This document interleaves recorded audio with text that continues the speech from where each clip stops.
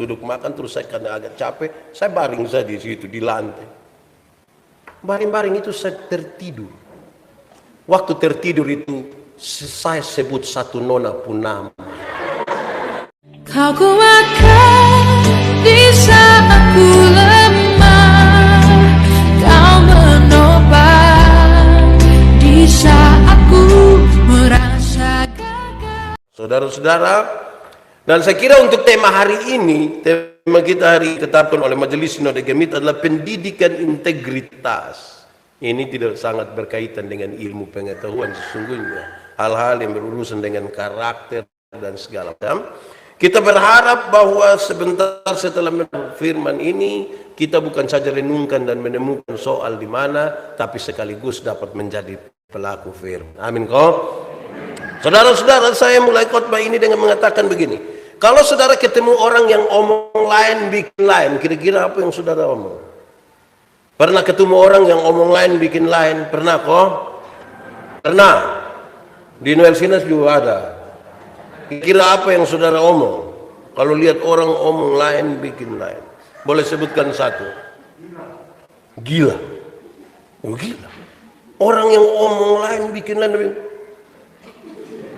Gila. Selain itu apa? Kalau ketemu orang omong lain bikin lain, saudara bilang apa? Mabuk. Dia itu mabuk dong. Di sini juga ada. Kayak semangat sekali saudara bilang ada. Memang pasti betul-betul ada ini. Ada betul kok. Dari saudara yang mabuk dong dengar. Waktu saudara mabuk dan omong lain bikin lain dong bilang. Selain mabuk apa lagi? Stres. Oh taruh itu dia susah paket yang gila sudah di situ. Masih ada lagi? Ya banyak ya. Tapi kalau kita mau sebutkan satu, mabok, dua, gila. Yang ketiga, munafik. Tahu munafik? Di sini ada. Coba angkat tangan. Saudara bilang ada, tapi saudara tidak angkat tangan ini. Itu omong lain, bikin lain itu. Orang munafik itu di muka manis sekali, di belakang pahit sekali. Nah, saudara bisa bayangkan, kalau kita omong lain, bikin lain, orang selalu bilang ini munafik. Atau saudara-saudara, ketika kita melihat orang omong lain, bikin lain, itu ada kemungkinan juga karena dia tidak paham. Dia tidak paham. Kan dia tidak mengerti ini, makanya dia omong kok ketahu-tahu itu, padahal dia tidak tahu. Setan itu paling suka orang yang tidak tahu apa-apa, tapi omong di sini juga ada. Nah, ini bahaya. Atau saudara-saudara, orang yang omong lain dan bikin lain itu sangat berkaitan dengan satu hal yang kalau orang lihat orang bilang, bikin malu-malu, memalukan saja. Kira-kira begitu. Saudara bisa sebutkan lebih. Ini menjadi sebuah pengantar yang serius karena kita lagi bicara tentang tema hari ini. Dari pembacaan menurut Matius pasal 12 ayat 33 sampai 37 tentang tema kita adalah pendidikan integritas. Nah, pendidikan integritas itu kita tahu dulu dong maksud apa. Pendidikan itu artinya memelihara dan memberikan latihan-latihan. Jadi kalau omong tentang pendidikan, omong tentang mendidik, itu artinya memelihara. Memelihara itu berarti menjaga, merawat, dan memberikan latihan-latihan. Saya selalu mendefinisikan belajar ialah perubahan tingkah laku dari tidak tahu menjadi tahu, dari tidak bisa menjadi bisa. Dalam pendidikan itu orang merawat, orang menjaga, memberikan latihan-latihan supaya dia yang tidak tahu kemudian menjadi tahu, supaya dia yang tidak bisa kemudian menjadi bisa. Itu pendidikan. Lalu integritas itu apa? Saya coba kutip apa yang disampaikan oleh kamus. Tertulis dalam kamus kira-kira begini.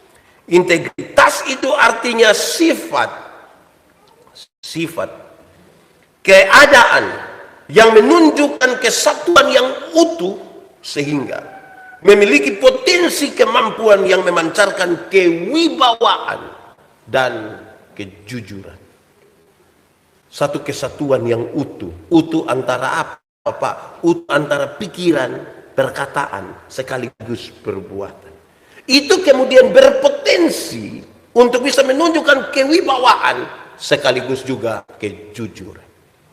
Jadi kalau saudara-saudara ingin punya wibawa itu tidak usah bikin-bikin. Kewibawaan itu cukup ditunjukkan dengan pikir, omong, lakukan sama. Oh itu orang kita mau bikin apa-apa, jangan itu orang lurus, itu orang mau dakir jangan tebab tua itu. Tapi kalau kita tidak sesuai itu nanti orang bilang bisa tebab tua di muka sayang om begitu. Ini kita dan kita, jadi kita baku tahu. Pernah dengar itu kalimat kok? Atau sendiri omong? Di sini juga ada. Dia majelis jemaah atau majelis jemaah. Integritas itu kesatuan yang utuh antara pikiran, perkataan dan perbuatan. Itu kemudian berpotensi untuk bikin orang ini orang berwibawa, ini orang punya kejujuran.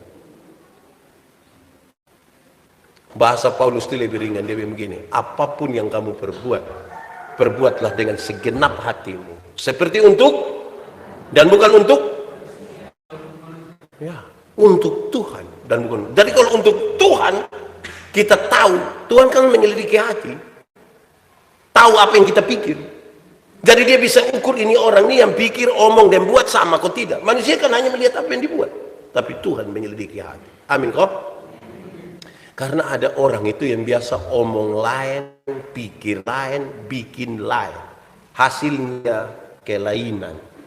Ya kalau saudara ketemu orang yang kelainan itu kan tidak lurus antara yang dipikirkan, yang diucapkan dan yang Nah sekarang ketika kita belajar tentang ini, kita baca pembacaan yang diberikan kepada kita menurut Matius pasal 12 ayat 33 sampai 37, saudara-saudara. Itu kisah memang dibaca dari ayat 33. Kalau kita baca dari ayat sebelumnya, itu kisah tentang Yesus, Tuhan Yesus baru saja menyembuhkan orang yang tuli bisu karena kerasukan roh jahat. Tuhan Yesus baru saja menyembuhkan itu, tetapi banyak orang ternyata berbeda pikiran tentang apa yang Yesus lakukan. Separuh orang setuju, separuh orang tidak setuju. Terjadi pro kontra dalam pelayanan Yesus. Tolong orang itu baik atau tidak? Tolong orang baik atau tidak? Sembuhkan orang baik atau tidak? Tapi ternyata tidak semua orang terima.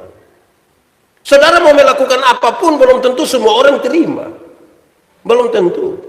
Hanya orang-orang yang punya integritas yang kuat, yang dia tahu dia punya pikiran, perkataan, perbuatan. Kalau ini memang baik, dia lakukan saja. Orang terima atau tidak terima, ya sudah. Karena kita ini seringkali hidup menurut apa yang orang lain bilang. Di sini ada yang pegawai kok, ASN ada kok. Ada banyak ASN yang dia mau coba-coba rajin. Separuh bilang begini, sudah. Banyak yang urus ini negara. Jangan terlalu lebih. Pernah dengar itu kalimat?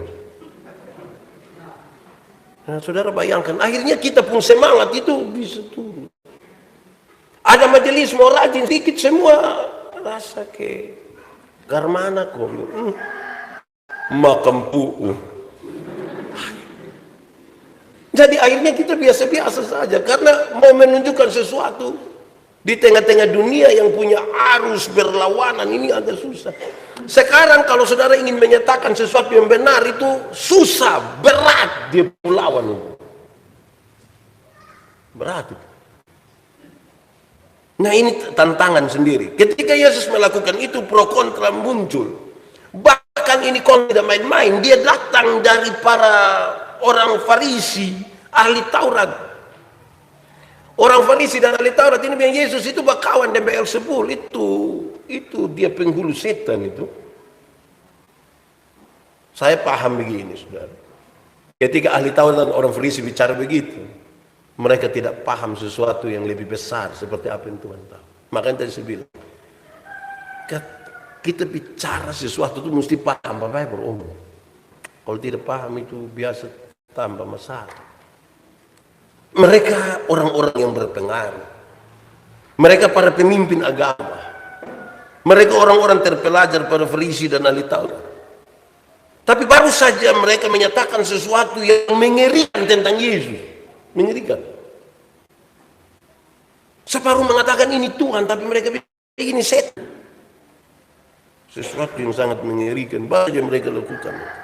Saudara-saudara, selanjutnya kita akan membahas secara khusus tentang pendidikan integritas. Yesus tidak punya waktu untuk menjelaskan terlalu banyak soal itu. Tetapi dia mau untuk melakukan apa yang menjadi misi besar yang dia bawa untuk keselamatan. Bukan saja untuk keselamatan jiwa, tapi juga termasuk keselamatan secara tubuh. Karena itu dia menyembuhkan orang itu. Mari kita membahas satu dua hal tentang pendidikan integritas. Yang pertama, saudara-saudara, keadaan manusia. Pembacaan tadi itu sangat jelas, saya tidak usah ulang, tapi saya mau kasih tahu begini. Keadaan hati manusia dapat dilihat dari kata-katanya. Kita punya hati ini dapat dilihat dari kata-kata. Ada yang dia omong lain, dia punya hati sebenarnya pikir lain. Tapi kalau saudara lebih tenang, lebih teliti, keadaan ini bisa dilihat. Ada orang yang kalau oto lewat kobel, di sini kan oto suka lewat dari Kupang Baul, separuh kan pakai bel yang bunyi besar-besar. Pas bel bunyi begini, dong langsung kaget. Pas kaget langsung bamaki. Di sini ada yang kaget bamaki ada. Terus pas ada pendeta di situ dia sengaja pukul dia mulut, dia ampun. Ini hanya di mulut sama di hati tidak. Omong kosong. Kita bilang apa yang keluar dari mulutmu itu gambaran dari isi hatimu. Amin kok. Di sini ada yang kaget tukang bamaki, ada dia laki-laki kok perempuan. Dia ada di sini. Cok tunjuk supaya dia tahu bahwa dia tidak berintegritas itu. Keadaan hati ini bisa dilihat dari kita punya kata-kata yang keluar. Jadi saudara-saudara dengar baik-baik orang ngomong. Dia bisa jaga 1-2 kalimat supaya rata saja. Sepertinya tidak menipu begitu. Tetapi kalau saudara dengar lagi dia omong, saudara bisa tahu ini orang hati tidak betul ini. Keadaan hati kita yang ditentukan. Kadang-kadang saudara kita tidak suka dengan orang lain pun pekerjaan. Itu kan kita pakai bahasa yang indah sekali. Orang tanya, "Kan mana? Tadi itu ibu dong main peran, tadi itu karmana." Separuh bisa tulus mengkritisi, tetapi separuh bisa bilang, "Subagus memang, subagus." Tapi dia pun tapi itu Bapak, itu nanti baru lihat yang dia mau omong itu yang tidak baik saja itu. Dari kata-katanya kita bisa tahu ini orang dia omong begini, tapi sesungguhnya di hati tidak. Sama kayak mama-mama dong. Di sini ada mama-mama kok. Oh saya kira tidak ada. Saya kira ini nona-nona semua. Ini mama-mama dong. Kalau kita bilang mama kita pi kawan dong. Dia bilang pi Bapak, pi. Dia omong pi, tapi hati bilang apa? Dan dia tidak mau. Tapi dia pun bahasa yang keluar tuh pi. Kok tidak pi, kok tidak pi, kok pi. Aneh. Anak-anak. Di sini tidak ada anak-anak. Kadang-kadang anak-anak dong butuh rekam bapak dan mama pun. Ada orang tua, ini saya rasa saya orang tua, kita ajar anak salah juga. Sesungguhnya kalau mau ajar anak, bilang adek, mau suruh anak belajar, itu kan di kalimat, itu gampang saja. Adik, belajar belajar. Ada orang tua bilang, lu jangan belajar jangan. Nanti anak-anak tidak belajar, kita marah. Kalau mau suruh anak-anak jaga rumah, itu kan kalimat yang kita pakai itu adalah nanti jaga rumah Separuh bilang lu jangan jaga rumah. Anak tidak jaga rumah, dia marah setengah mati. Kenapa? Hatinya sesungguhnya sebenarnya jaga rumah, tapi dia sewakilkan di kata-kata yang salah. Amin kok mama dong, bapak dong, anak-anak dong rekam Saya biasa bilang begini, ini ibu-ibu dong, ini kalau kasih makan anak-anak, anak umur 2 tahun lari di sana, lari sini, lari sana, Dia pun mama iko pemalas, dia pun mama bilang, ini anak dong ini. Tidak bisa mengerti orang tua.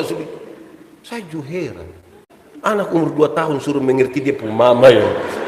40 ini. Ya, kita pusing juga tapi ya, kurang lebih begitu. Tapi di Sinas ada. Ada kok. Itu yang paham apa dong itu ya. Jadi dari kata-kata itu sesungguhnya orang kenal kita buat. Jadi orang-orang yang terlalu banyak beromong macam kayak kami, pendeta atau kayak apa, hati-hati orang nilai kita juga. Ada dengar kita bicara tapi nilai ngeri, nilai hati-hati itu pertama. Dari apa? Dilihat dari kata-kata orang bisa menilai keadaan hati. Itu pertama. Kedua, saudara-saudara, setiap orang mesti bertanggung jawab atas kata-kata sia-sia yang dia ucapkan. Setiap orang mesti bertanggung jawab. Tuhan Yesus mau supaya kita ini jangan omong-omong saja. Orang yang omong-omong saja itu orang-orang yang sebenarnya tidur, komengigau. Itu hampir-hampir tidak pikir. Tapi orang yang sadar, yang hidup, kalau dia bicara, dia harus mempertanggungjawabkan itu kata. Kenapa saudara-saudara hal ini penting? Dengar.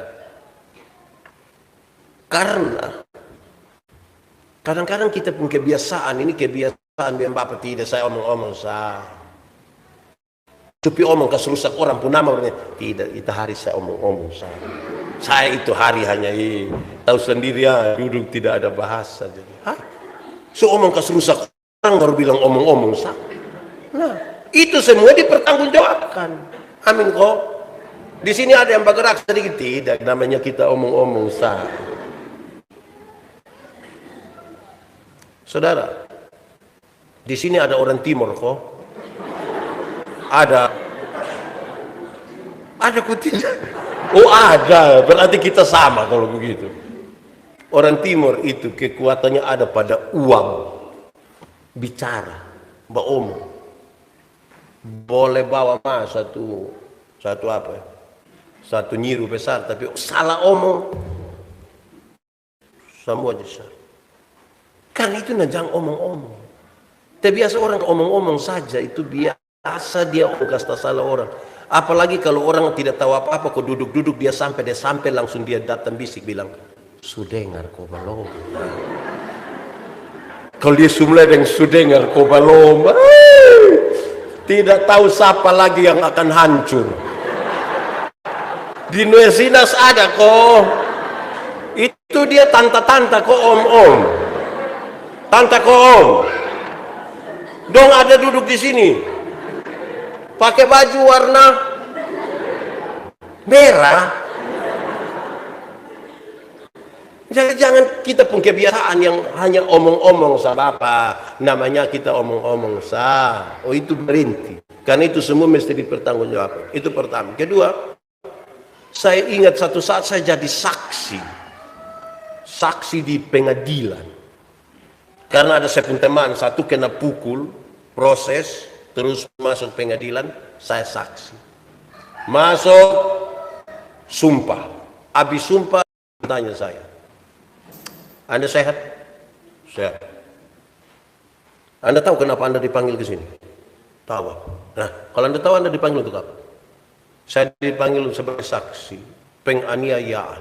Pas omong ini kata penganiayaan, batu biar begini. Penganiayaan? Anda tahu arti kata penganiayaan? Oh Bapak, apa itu? Saya baru mau coba penganiayaan. Kalau tidak tahu jangan ngomong, kita tahu-tahu. Sampai hati. Ini baru saksi saya kita, aduh. Saya langsung mulai hari itu, lebih kalau tidak tahu lebih jauh, tahu-tahu lebih jangan. Bahaya itu. Jadi saya kasih tahu memang yang ada di Nueva Sinas dong. Kalau tidak tahu apa-apa jangan bahas-bahas. Kau omong ke tahu-tahu te barat. Di sini juga ada. Ada kok. Faham apa dong itu? Kayak pelajaran serius ini. Ini bukan soal ilmu pengetahuan, saudara. Ini soal integritas kita. Saya ingat saya masih melayani di satu tempat. Saya tidak usah sebut dia pun nama tempat. Nanti saudara berolok lagi. Pas ibadah rumah tangga, kali ini giliran di rumah pendeta. Sapa mau khotbah di pendeta yang di rumah. Majelis dong batola bahela ini. Majelis batola bahela, tiba-tiba satu biar saya saja. Oh kita semua pelajar mantap pergi. Rupa-rupanya dia juga tidak mau kalah. Dia pergi. Saya lihat dia ada taruh buku renungan satu di dalam ini. Pas khotbah dia bilang begini. Dia mulai kata pengantar dia begini. Waktu di kabin pesawat, jadi orang tua dong baliat bilang, kabin itu apa? Kabin itu apa? Karena dong pembawa omong ini didengar oleh itu yang bawa firman. Mam tua juga tidak tahu kabin itu apa. Karena mam tua tidak tahu, terakhir orang tua bilang, mama dia mau bapak omong. Saudara lihat tanggung jawab kita besar. Ini untuk presbiter semua. Untuk itu semua. Waktu pemberitaan, waktu bicara semua dipertanggungjawabkan. Bukan yang bilang omong-omong. Saya tambah satu kisah dua tambah dua. Tambah dua. Yang pertama, tanggal 19 Maret tahun 31 Maret tahun 2019. Saya dinyatakan mati oleh dokter. Kelelahan terus mati. Puji Tuhan ada mujizat dan saya hidup kembali seperti hari ini. Menuju kepada pemulihan itu, kepada sadar kembali itu, orang-orang bercerita. Kan banyak sekali orang di rumah sakit hari itu. Mereka bilang, Bapak, waktu Bapak mau sadar itu Bapak angkat tangan sambil Bapak berdoa. Ada 3 kali berdoa dan doa yang paling terakhir itu bilang begini. Siapa yang percaya di dalam nama Tuhan pasti akan dilepaskan. Semua bilang amin. Saya dengar kata amin itu tiba-tiba saya sadar. Beberapa teman datang berkunjung. Salah satunya ibu ketua sinode datang bilang kepada saya begini. Waktu dengar cerita ini ibu bilang begini. Roh Kudus berdoa untuk hal-hal yang tidak terkatakan darimu. Itu ibu ketua sinode bilang begitu. Tapi ada sepun teman seorang master psikologi. Dia bilang kepada saya begini. Ketika kita ada di alam bawah sadar, hal-hal yang tersimpan di bawah itu yang akan keluar. Saya langsung sapu dada, puji Tuhan. Untung baik selama ini saya KPI. Makanya bilang, siapa yang percaya di dalam nama Tuhan akan dilepaskan. Bayangkan kalau tiap hari saya bamaki. Bayangkan, saudara bisa bayangkan toh kalau tiap hari saya bamaki. Pasti yang keluar ini pasti dia marah. Wih, waktu bisa tangkap yang saya maksud. Itu pertama. Kedua, kan saya janji 2 toh. Satu saat ini yang saudara nilai sendiri saya baru pulang pelayanan dari Alor. Turun pesawat, ibu pendeta jemput, kami pulang, duduk makan, terus saya karena agak capek, saya baring saya di situ di lantai. Baring-baring itu saya tertidur. Waktu tertidur itu saya sebut satu nona pun nama. Dan itu nona tinggal di Alor. Saudara nilai sendiri saya tidak ngomong. Jadi hati-hati apa yang kita isi di sini. Bahaya. Kedua. Itu barang yang kedua. Yang ketiga saudara-saudara. Saya mau ajak kita untuk merenungkan hal yang lebih. Karena itu saudara-saudara. Janganlah mengucapkan sesuatu sebelum saudara pikirkan dengan benar. Jangan omong sesuatu kalau saudara ternyata tidak memikirkan hal itu dengan benar. Jangan. Tidak boleh. Nanti masalah saudara. Kenapa? Tuhan ini kasih kita ini apa ya? Waktu cipta manusia itu kan Tuhan kasih mata 2, telinga 2, mulut, mata 2, telinga 2, mulut. Ada banyak maksud, tapi salah satu maksud itu begini. Supaya lihat 2 kali, dengar 2 kali, baru omong berapa kali? Lihat ulang-ulang, dengar ulang-ulang, baru omong berapa kali? Hal ini penting. Karena ada banyak orang yang tidak ada mata, tidak ada telinga, mah dia mulut 7. Tidak lihat lagi, tidak dengar, mah dia omong ini lagi, ngeri. Di Nelsinas juga ada. Karena itu dari apa yang kita lihat, apa yang kita dengar, kirim dulu di otak. Baru dia turun kembali keluar dari sini. Pikir duluan beromong. Karena ada banyak orang omong aja pikir. Omong maki ancur ini orang baru ternyata baru sebentar baru tahu yang kita omong ini, yang dia dengar ini orang pumama. Padahal kita semakin ancur dia puana. Makanya pikir dulu baru omong. Tuhan mau begitu. Tuhan mau begitu. Jangan kita tidak pikir apa-apa tapi omong. Dari pikiran baru turun ke dalam kata-kata dan seterusnya. Seterusnya. Hal ini menegaskan saja bagian pertama dan kedua tadi. Supaya kita bisa mempertanggungjawabkan itu dengan baik. Dalam mengucapkan kata-kata itu yang kita pikirkan, itu sekaligus memperhitungkan norma-norma yang berlaku. Norma yang berlaku. Norma agama, norma budaya. Kita omong apa-apa boleh, tapi pikirkanlah norma-norma. Kadang-kadang kita ini omong sudah tidak pakai norma. Dunia sudah semakin terbuka, dunia semakin luas. Kadang-kadang kita omong-omong saja. Kita puan anak dan juga setahu orang. Omong dengan orang tua itu beda dari omong dengan kita pun kawan. Bapak mama pergi ke gue dulu. Gue nah. Kita di kampung, kita pakai sebahasa bapak mama, apa saya, aku, beta. Masih lebih baik. Hari ini, orang kadang-kadang ada orang-orang tertentu yang kalau dia orang timur dan dia logat Jawa, dia rasa kayak itu kelebihan. Kalau dia Jawa, kalau dia bikin ke Eropa itu dia rasa kayak, hai sudahlah Pak omong kayak kita, saya tidak apa-apa tuh. Kok ada yang salah? Biasa salah. Memperhitungkan ini norma-norma semua. Tidak apa-apa. Tuhan cipta kita ini kan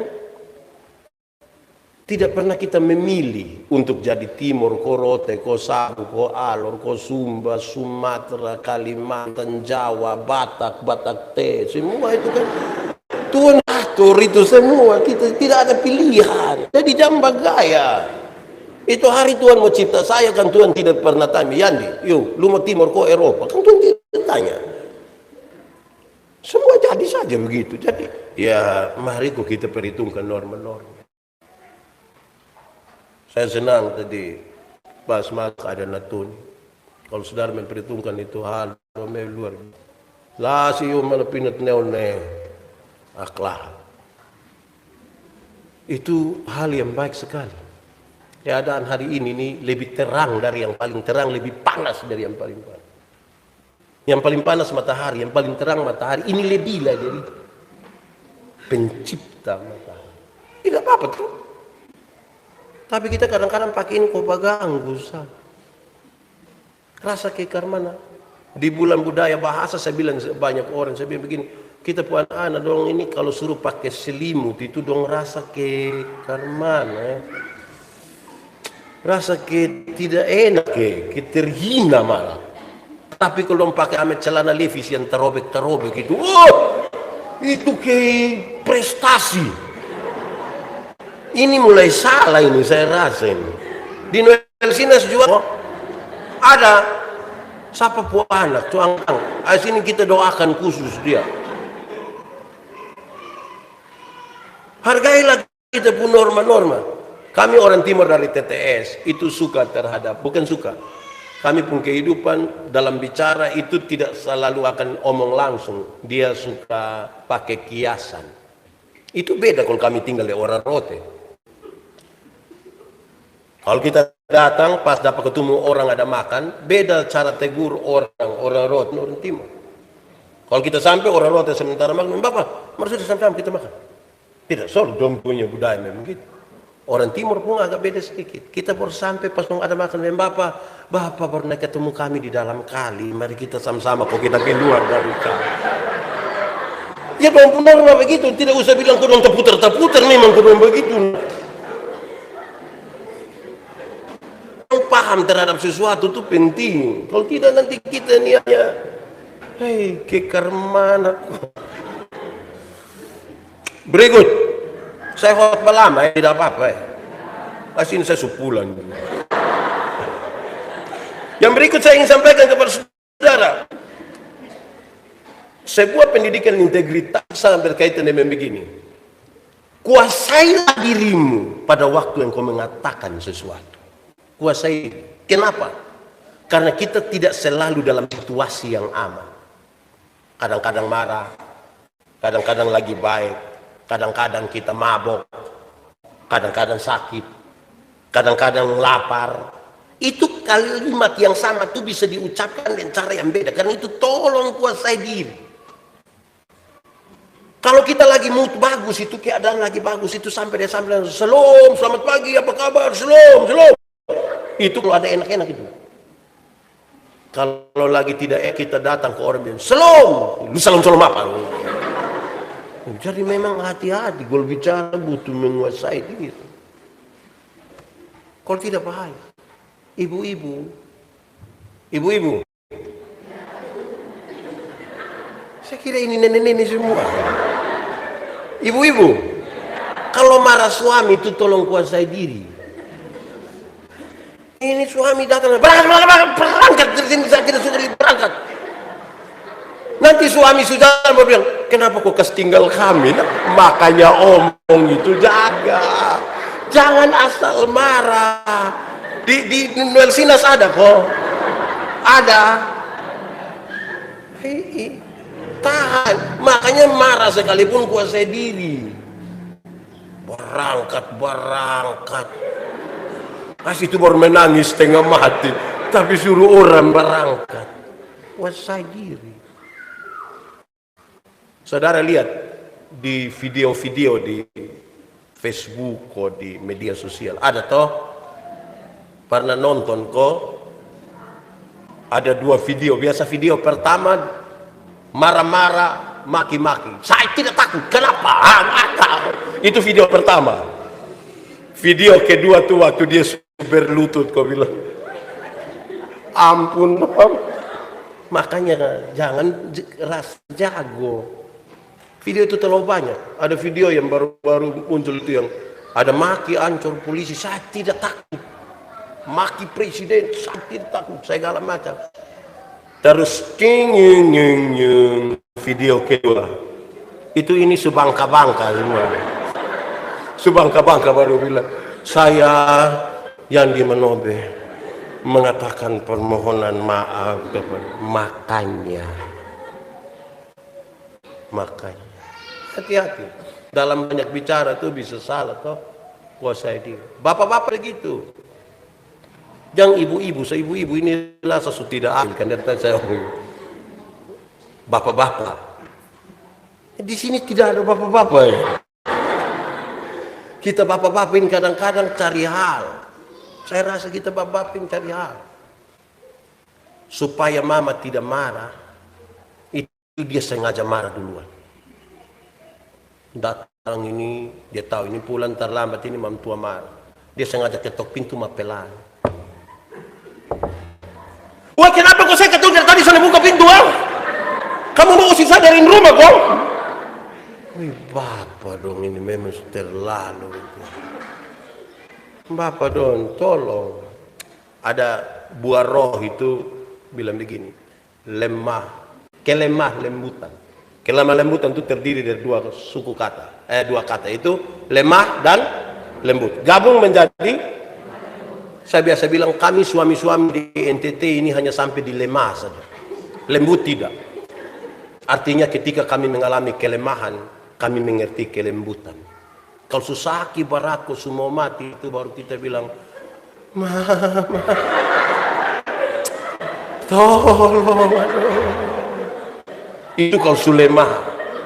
Tapi kalau dia masih kuat,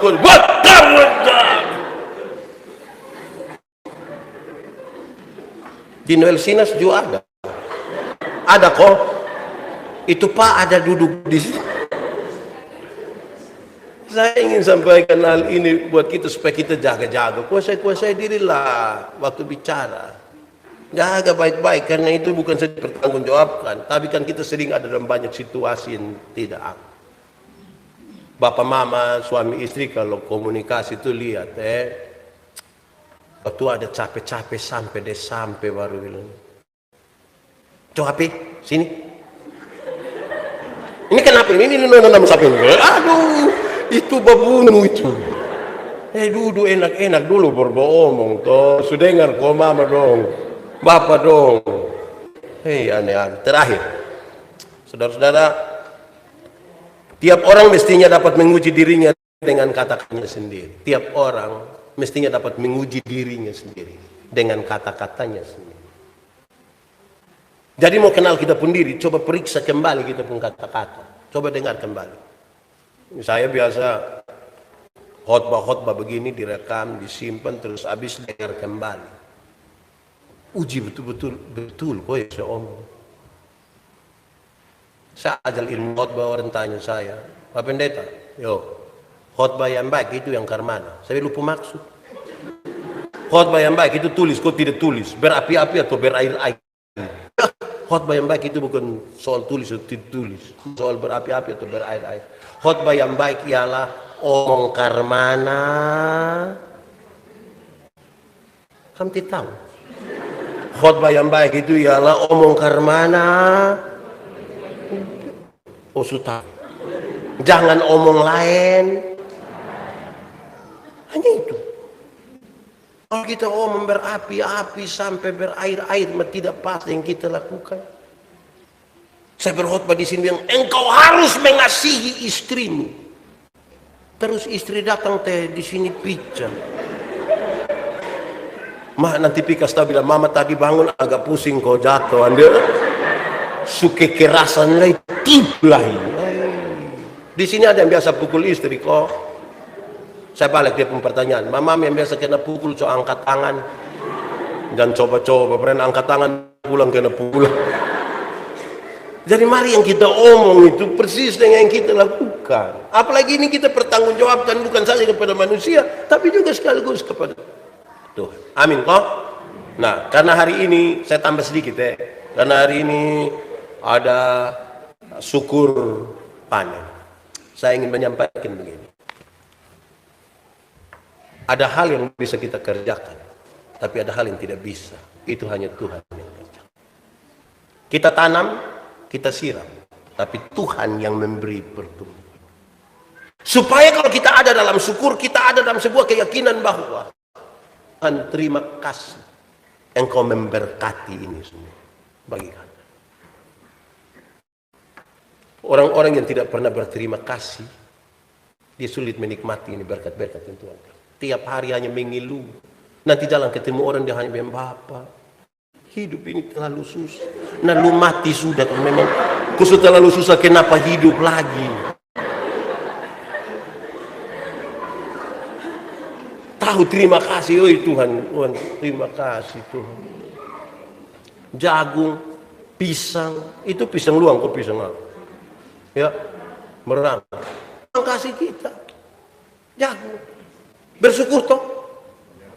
Tuhan taruh kita di timur, dia sudah tahu memang orang yang dia pun nama timur, dia pun makanan mesti itu jagung. Bukan roti, bukan supermi. Ini makan roti biar 2 bakul. Tetap rasa kayak masih gimana ini. Supaya kita menghargai Tuhan itu sesiapkan. Satu pemerintah provinsi bikin acara diversifikasi pangan lokal, non beras, makanan lokal lain beras. Saya telepon dokter, dokter, saya mau bicara soal jagung ketemak. Kenapa saya harus makan jagung ketemak?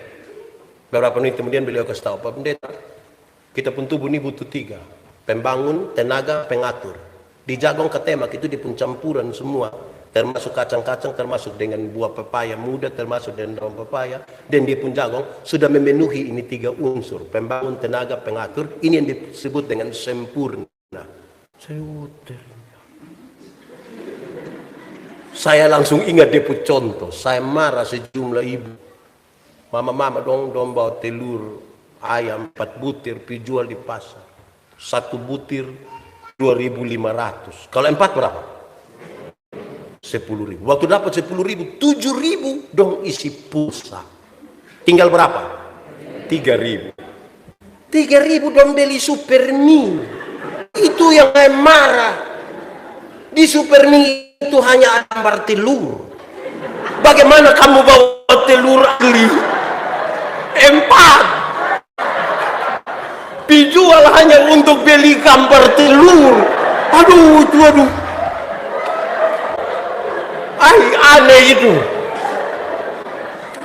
Di Noel Sinas ada kok. Aduh tolong makan jagung.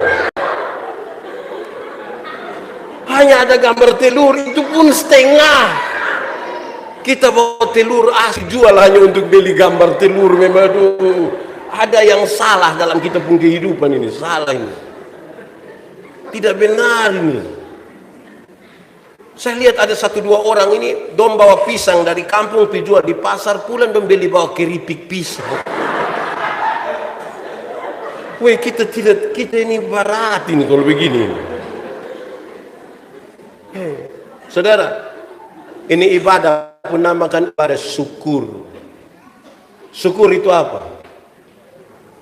Syukur itu saat dimana seluruh pikiran, perasaan, hati, semuanya kita tujukan hanya kepada Tuhan. Dari waktu saudara bicara tentang syukur panen, saudara akan bicara bahwa panen hari ini, saudara bicara tentang proses sampai panen, semua itu hanya tertuju pada Tuhan.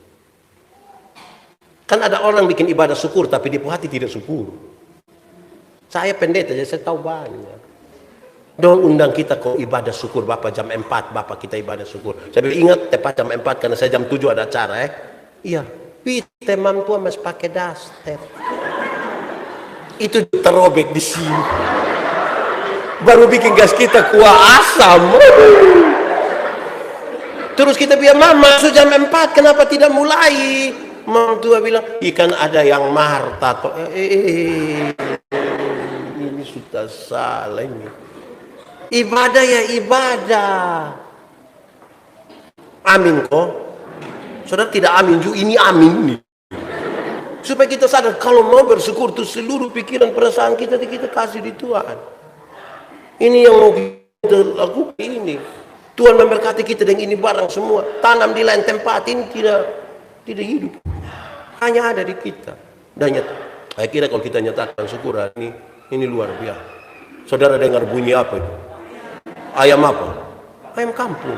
Beda tuh ayam kampung dengan ayam potong. Ayam kampung ini kita piara lama pun dia kayak masih kecil. Tapi dia pun daging enak kok tidak? Jual itu mahal kok tidak? Kalau dia betina bisa bertelur kok tidak? Tapi banyak kali kita suka ayam potong. Ayam potong ini kita baru piara 1 bulan saja mata sebesar begini. Itu kalau lihat pakai kaca pembesar. Kalau lihat langsung dulu. Tapi ini ayam dong mama dong pulang dari pasar ikat salah di motor pulang dia punya kaki patah. Anak-anak dong gas motor di samping kandang, besok itu ayam mati. Karena ayam tidak mengerti proses. Kita senang hari ini ketika kita beribadah ayam dong penuh semua di luar. Luar biasa toh, kita diberkati. Tahu saya punya mana.